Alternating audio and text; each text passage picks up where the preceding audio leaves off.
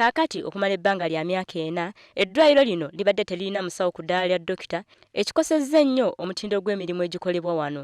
Mu kiseera kino abalwadde okusingira ddala abakyala badduka dda mu ddwaliro lino embeera gye erimu embi.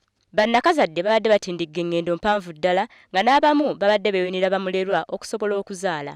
Eddwaliro mu kiseera kino teririna mazzi mayonjo, tebalina basawo bamala, ng'abalwadde tebalina abafaako mu kiseera kyonna. Eddwaliro lino lyazimbibwa mu biseera by'abafuzi b'amatwale nga n'okuva olwo terifunangayo kuddaabirizibwa kwonna. All the hospital are leaking, you see, same last time. Kitegeezeddwa nti gavumenti eweereza ensimbi ku ddwaliro lino naye nga kyezikola tekimanyiddwa.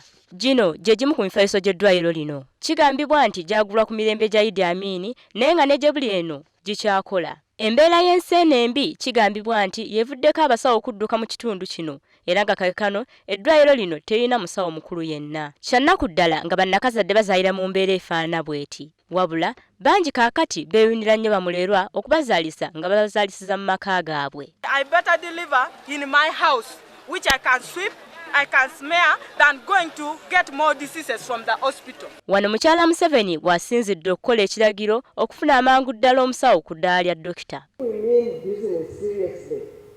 We will not allow the ministry to rest until they support us to attract some leaders, some doctors or midwives or nurses in these areas so that we can save life.